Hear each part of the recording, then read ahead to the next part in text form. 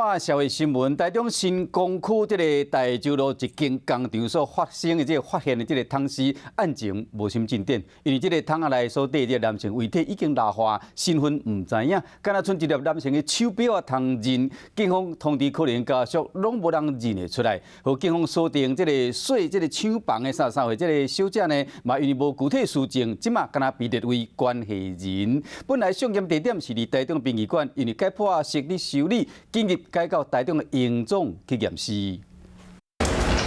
差不多甲规身躯拢包起来，特别是面，敢若剩两蕊目睭，无想要互看到。这两个查囡仔，一个年岁较大，一个较少年，因疑似是台中新公区大洲路工厂汤仔尸案的家属。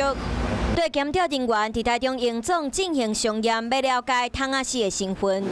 汤仔尸互发现的时，是伫一个四方形的感觉色塑胶桶仔内底，规个拢是暗木头，而且已经看袂出面。桶仔内底阁有塑胶落啊，敢若看会到一支手，阁有一支男性的手表啊，而且有臭味。才有要来整理厂房的二处头家发现。从20号开始就一直在盘，也是都是用那种拖车来载那种料啊，那这样很乱，因为这里公司一直换来换去的。经初步了解，二处头家甲10外平厂房租互一位30外岁查囡仔，伊的男朋友拄好伫2年外进前互通报失踪，警方认为两件代志有相对的关系，所以甲做厂房的查囡仔列作关系人。不过因为桶仔内底遗体红冠阿摩头的身份，要来调查清楚，敢和查囡仔有牵连。就是有解剖，那死亡原因还有待那个解剖的报告。那相关案情我们会等相关的那个解剖报告出来。检察官强调，爱先解剖身份啊，等报告出来才会当知影。另外，汤仔尸的身份敢是失踪人口，身躯顶敢有啥物特点，包括衫裤、穿衫，检方拢无回应。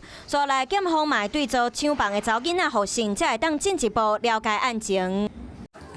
华视新闻看起来，赶快订阅我们的华视新闻 YouTube 频道，欢迎按赞、订阅、开启小铃铛，最新最及时的资讯要提供给你。